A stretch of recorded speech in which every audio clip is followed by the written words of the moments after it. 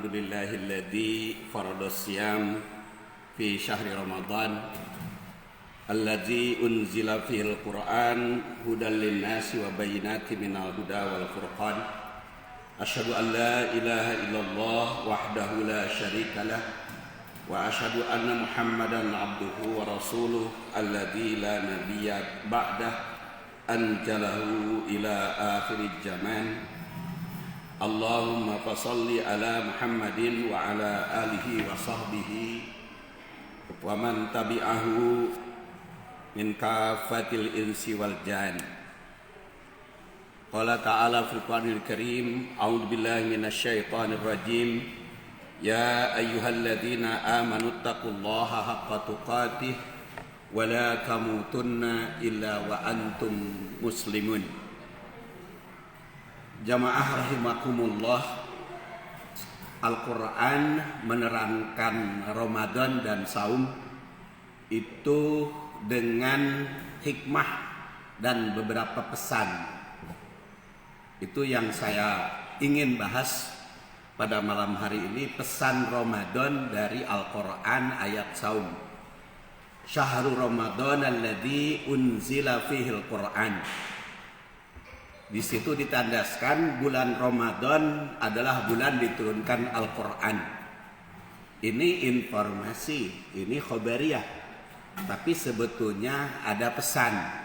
Pesannya agar bulan Ramadan diisi dengan pengajian, penelaahan, pemantapan, dan pengamalan Al-Quran. Dan di dalam ayat itu dikatakan Quran, unzila fihil Quran, ditandaskan hudan linnas wa bayyinatin minal huda wal furqan, sebagai hudan bagi umat manusia dan sebagai penjelas dari hudan, dari petunjuk itu, wal furqan, dan pemisah antara hak dan batil. Ini mengandung pesan agar kita senantiasa mengkaji dan menelaah. Jadi bukan hanya mengingat Al-Quran diturunkan, bukan hanya membaca, tapi juga menelaah, mengkaji, meneliti, dan memahami isinya.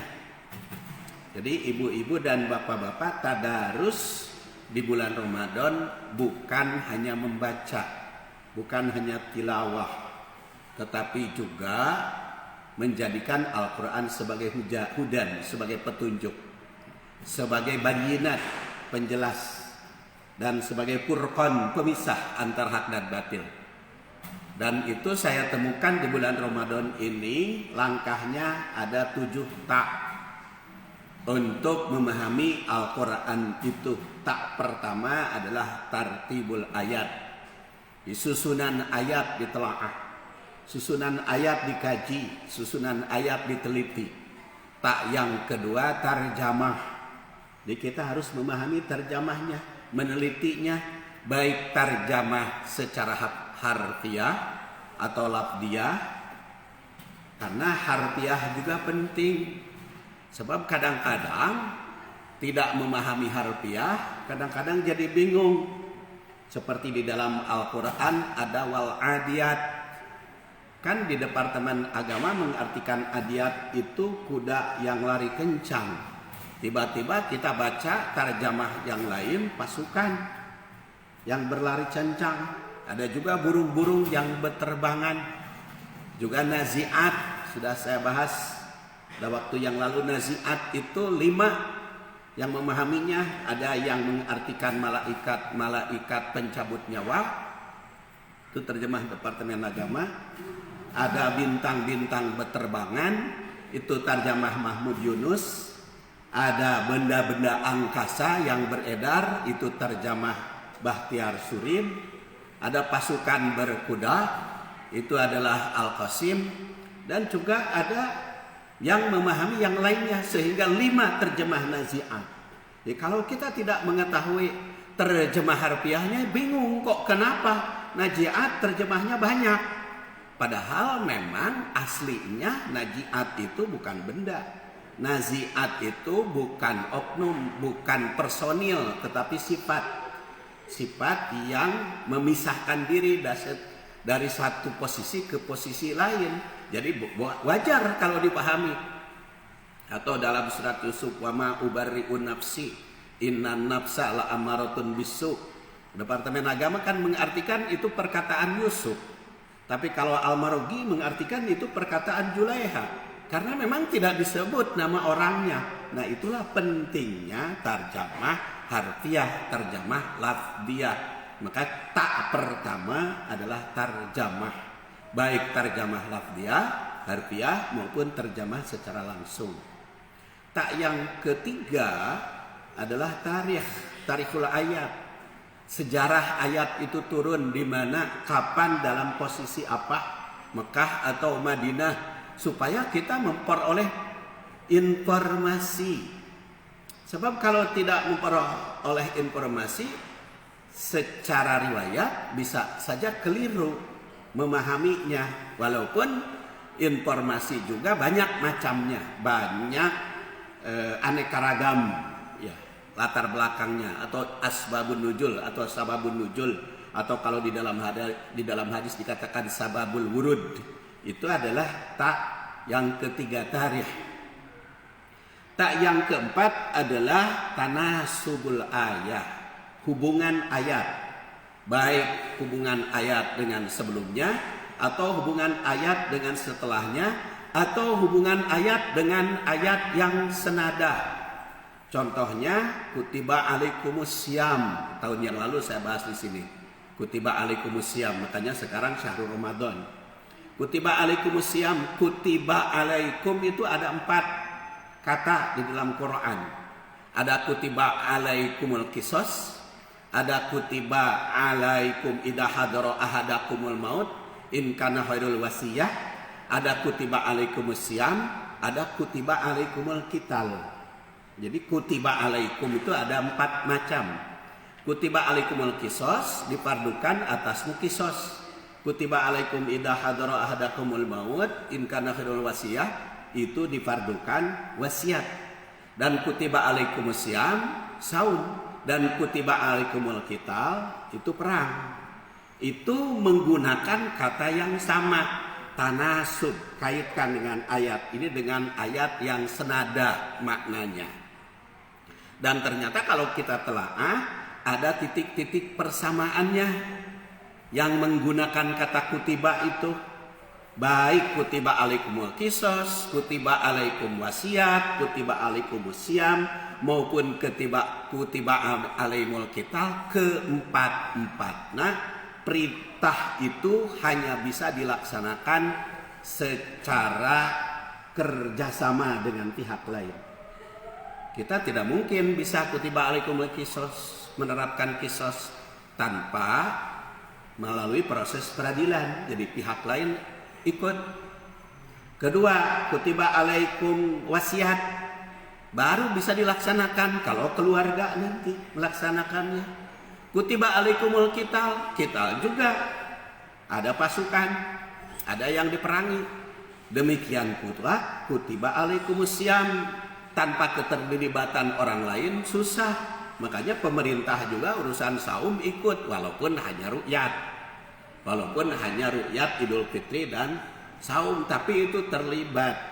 Dan juga saum itu bisa dilaksanakan secara baik kalau ada kerjasama dengan pihak yang lain, dengan orang yang tidak saum. Orang yang tidak saum tidak kerjasama dengan kita, pusing juga saumnya, tergoda. Itu yang pertama. Kemudian yang kedua, kutiba alaikum itu ada keringanan, ada alternatif pelaksanaannya. Kutiba alaikumul qisas, wajib qisas itu dilaksanakan. Tetapi kalau keluarganya memaafkan, bebas. Jadi berubah itu hukumnya karena ada situasi dan kondisi. Kutiba alaikumul wasiat, wasiat juga ada kebebasan. Wajib wasiat itu dilaksanakan. Tapi kalau masyarakat atau keluarganya menilai kurang baik wasiatnya, kurang cocok, baik kurang cocok dengan hukum Islam maupun kurang cocok dengan adat kebiasaan, maupun kurang cocok situasi dan kondisi. Bagaimana kurang cocok dengan situasi dan kondisi? Orang tua kita wasiat, kalau saya mati mohon dikubur di Rancah Cili. tahu-tahu matinya di Mekah, kan nggak bisa itu. Masa dibawa ke Rancacili dari Mekah? Itu pemerintahnya tidak akan memberikan itu, pemerintah Saudi. Atau matinya di Makassar, mahal sekali itu biayanya. Nah itu wasiat yang begitu diubah oleh keluarga. Atau wasiatnya laki-laki disamakan saja dengan perempuan karena sama-sama anak sarwakeun we. Ternyata itu kan bahaya kalau laki-laki disamakan dengan perempuan. Ketika kawin, laki-laki kudu neangan mas kawin, kudu cari nafkah untuk istrinya. Ketika perempuan begitu kawin dibere. Jadi kalau disamakan itu teu adil. Maka wasiat yang menyamakan antara laki-laki dan perempuan diubah oleh keluarga. Itu juga wasiat, bisa ada perubahan. Demikian pula perang. Perang itu dipardukan. Tetapi kalau ternyata yang diperanginya itu ngajak damai, kalau kemudian rela untuk berkorban, rela setia kepada kita, maka perangnya batal. Jadi dibatalkan perang itu. Demikian pula saum. Saum juga ada batalnya. Faman kana minkum maridun aw ala safarin fa iddatu min ayamin ukhra. Difardukan atasmu itu saum. Tetapi kalau ternyata tidak bisa karena sakit, nggak usah saum di bulan Ramadan. Saum saja di luar Ramadan. Berarti kan berubah itu. Sama dengan kutiba dengan ayat yang lain. Atau bahkan kalau ternyata di luar Ramadan juga tidak bisa saum, udah nggak usah saum seumur-umur, fidyah saja. Kalau tidak bisa saum seumur-umur, karena saum itu harus sehat. Tidak boleh saum tidak sehat. Saum itu harus sehat.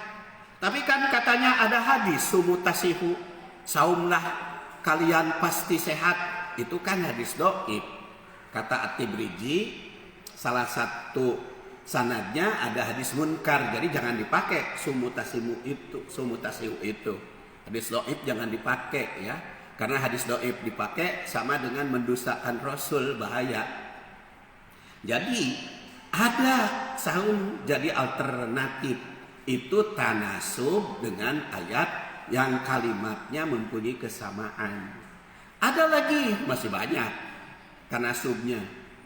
Ternyata yang dipadukan pakai kutiba itu kan fi'il majhul, kata ilmu nahwu. Majhul itu artinya pelakunya tidak disebut. Kutiba itu dipardukan, bukan Allah mempardukan. Kenapa? Karena yang mempardukan semua yang 4 itu bukan hanya Allah, tapi juga diri sendiri. Kutiba alaikumul qisas, manusia juga mempardukan. Banyak negara yang tidak mengenal agama Islam tapi menggunakan hukum qisas. Di dalam pembunuhan kutiba alaikumul qisas fil qatla. Jadi memang penting menurut nasihat. Wasiat juga bukan hanya Allah Subhanahu wa taala, tapi kepentingan manusianya sendiri. Walaupun tidak ada perintah, banyak yang berwasiat. Orang tua, suami atau istri berwasiat, karena yang mempardukan bukan hanya Allah. Demikian pula perang. Kutiba alaikumul qital bukan hanya Allah, manusia juga merasa penting. Qital itu makanya banyak juga peperangan. Manusia yang tanpa perintah. Demikian pula saum. Saum itu dibutuhkan oleh manusia tanpa perintah dari Allah juga. Kutiba alaikumusiyam. Contohnya apa? Banyak orang yang tidak beragama Islam juga puasa, menyiksa diri. Upawasa dalam agama Hindu dan lain sebagainya, di istilah-istilah yang lain. Dan ternyata bukan hanya manusia yang puasa, yang saum itu, kuda juga saum. Ayam nyelenglem itu saum, temakan, teminum itu. Kemudian orai, ular, kermegar itu saum, tidak makan, tidak minum. Jadi yang kutiba alaikumusiyam itu tanasub kaitannya.